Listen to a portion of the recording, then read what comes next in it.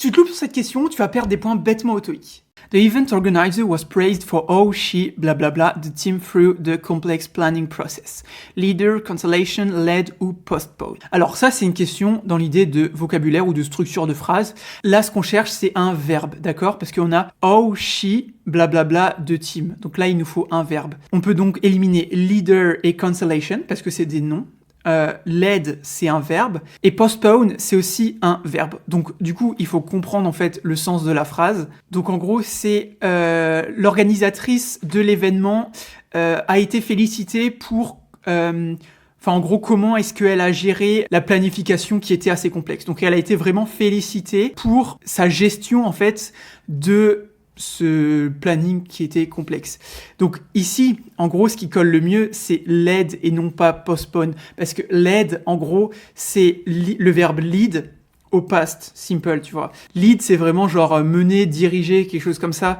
Et postpone, c'est plutôt genre retarder. Donc ici, retarder, ça fait pas vraiment de sens parce qu'on a vraiment ce truc de... Genre, elle a vraiment félicité pour comment est-ce qu'elle a géré, comment est-ce que là, elle a l'idée vraiment l'équipe à travers ce planning compliqué. Donc, ce qui colle le mieux, c'est le mot lead. Donc, voyons si c'est bien ça et si c'était bien ça. Donc, voilà. Comment est-ce que moi j'ai procédé? J'ai vu qu'il fallait un verbe. Donc, automatiquement, on peut éliminer leader et cancellation. Ensuite, niveau verbe, il nous reste led et postpone. Et puis, bah, du coup, après, d'un point de vue sens, led fait beaucoup plus sens que postpone, parce que postpone, ça veut dire retard, retarder, quelque chose comme ça.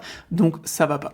Donc, voilà. Si jamais t'as appris quelque chose, n'hésite pas à t'abonner et à liker. Et puis, si tu passes le TOEIC bientôt, n'hésite pas à aller t'entraîner sur la plateforme qu'on a créée. Donc, on a vraiment créé une plateforme d'entraînement spécialisée dans l'entraînement pour le TOEIC. Donc, c'est vraiment parfait si tu passes le TOEIC bientôt, ou dans quelques mois, ou dans quelques années. Hein. N'hésite pas à aller t'entraîner. Plus tôt tu t'entraînes, mieux c'est. Donc, pour y accéder, tu vas dans ton navigateur, tu tapes www.top-students.com ou tu tapes dans Google Top Students TOEIC, tu trouveras, ce sera un des premiers résultats.